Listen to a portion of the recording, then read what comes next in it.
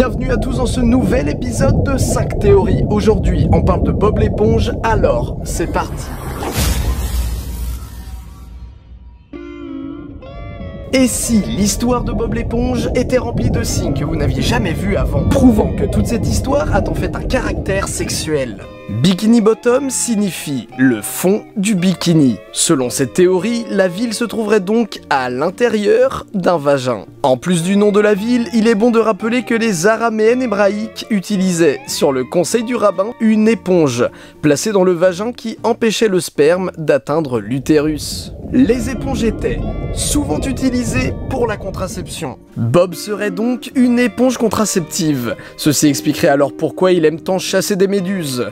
Ces animaux translucides seraient en fait, oui, des spermatozoïdes. Bob vit de plus dans un ananas, fruit qui peut affecter le goût des éjaculations masculines et des sécrétions féminines. Crabs est le nom de tout petits insectes parasites se transmettant sexuellement, et Carlo serait tout simplement un pénis.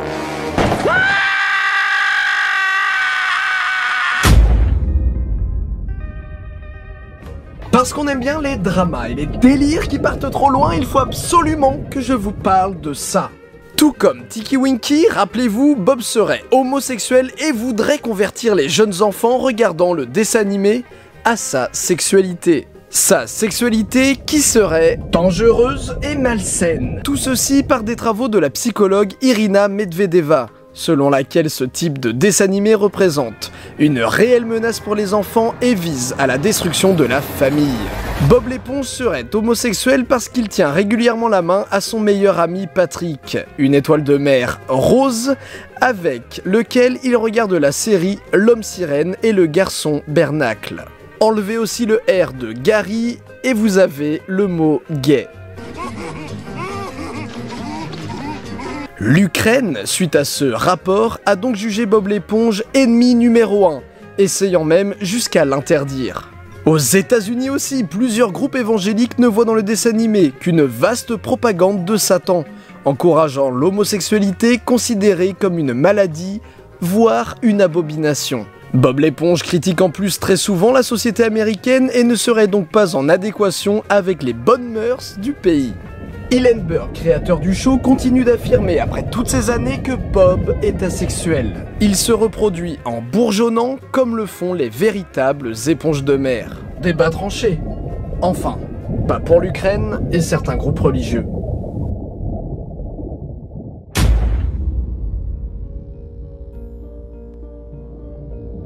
Voici une excellente théorie.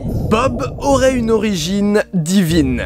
Rappelez-vous, dans la première saison, lors de l'épisode La spatule de Neptune, le seul à pouvoir libérer la spatule de son socle est Bob. Neptune lui proposera un duel qu'il perdra face à l'éponge et il transforma alors notre héros en dieu grec pour que celui l'accompagne sur l'Atlantide. Bob refusera, mais la théorie suggère qu'il a tout de même conservé l'intégralité des pouvoirs magiques offerts par Neptune, de par son sang royal et divin.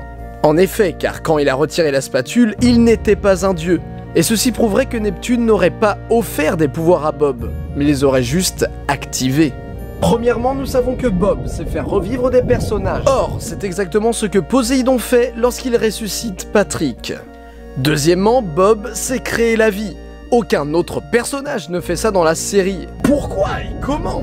Eh bien, qui de mieux qu'un dieu a le pouvoir de modifier la vie comme il le souhaite.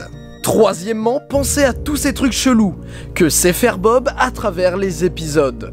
Il sait communiquer à travers les rêves, donner des talents de musicien à des gens qui ne connaissent rien à la musique, et surtout, peu importe ce qui lui arrive, contrairement à d'autres personnages, il ne meurt jamais. Pourquoi ? Eh bien, selon cette théorie, Bob a du sang divin. Et c'est comme ceci qu'il a pu retirer la spatule dans la première saison, et développer ses pouvoirs dans la suite des épisodes.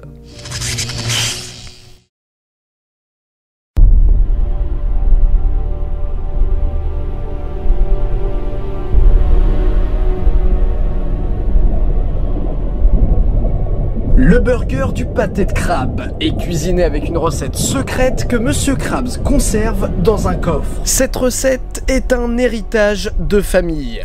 D'après l'épisode Bouffon et Dragon, les pâtés de crabe auraient été inventés par le roi Krabs avant le XIIe siècle. L'ingrédient secret ne l'est plus depuis quelque temps. En effet, Nickelodeon a affirmé que celui-ci n'était autre qu'une imitation de viande de crabe. Un simili veggie quoi. Mais une théorie affirme que non, l'ingrédient secret du sandwich culte de la série serait du réel crabe.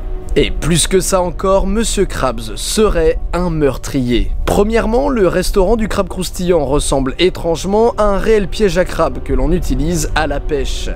Dans ces mêmes pièges, il arrive qu'à cause du stress, les crabes en viennent à s'entretuer, adoptant même un comportement cannibale. Deuxièmement, remarquez qu'à part Monsieur Krabs et sa mère, il est très rare de trouver un autre représentant de leur espèce à Bikini Bottom. Monsieur Krabs s'assurerait-il de tuer chaque crabe pour en faire de la viande pour son burger ? Troisièmement, le personnage de Monsieur Krabs est souvent utilisé comme satire de la société américaine et de la course vers l'argent. Certains sont prêts à détruire la nature et les gens à leur propre fin. Et il ne serait pas choquant que Monsieur Krabs puisse en réalité massacrer ses propres congénères dans le but de faire du profit. Quatrièmement, Monsieur Krabs ne mange jamais de pâté de crabe. Est-il dégoûté qu'il s'agisse de son propre peuple ? Ou évite-t-il simplement tout problème de santé lié à une telle pratique? Cinquièmement et dernièrement, le pâté de crabe. Tout simplement, le pâté de crabe. La réponse serait sous nos yeux depuis le début.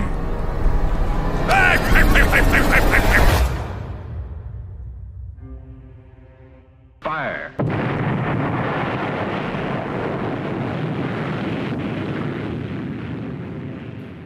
Bikini Atoll fut le théâtre d'essais d'armes atomiques mené par les États-Unis en juillet 1946. Stafford Warren, le chef du service de décontamination, dut demander l'arrêt des opérations car son personnel avait été exposé à de fortes radiations. Et Bikini Atoll ressemble fortement à Bikini Bottom. Bottom voulant dire en dessous de. Les aventures de nos héros se dérouleraient donc au fond de Bikini Atoll, en dessous de Bikini Atoll. Et si, dans le lore de la série, c'étaient ces explosions nucléaires menées par les Américains qui avaient fait transformer toute la faune en animaux anthropomorphes et intelligents, sous Bikini Atoll. Tous les habitants de Bikini Bottom seraient en réalité des êtres vivants tout à fait normaux, dont les radiations auraient changé le cours de leur existence. Pour appuyer cette creepypasta, on remarque que plus nos héros s'éloignent de Bikini Bottom, et plus le reste de la faune s'apparente à de réels animaux.